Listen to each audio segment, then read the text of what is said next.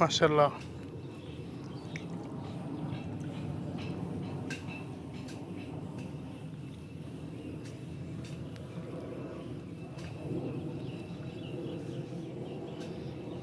এটার যে একটা অনুভূতি বুঝাইতে পারবো না, কারণ যে একটা ভালো লাগে মাছগুলা যখন খাবার খায় তখন খুব একটা ভালো লাগে। এই যে আরামসে খাইতেছে, এই যে খানা দিছি পুকুরে আরামসে খাইতেছে, এই যে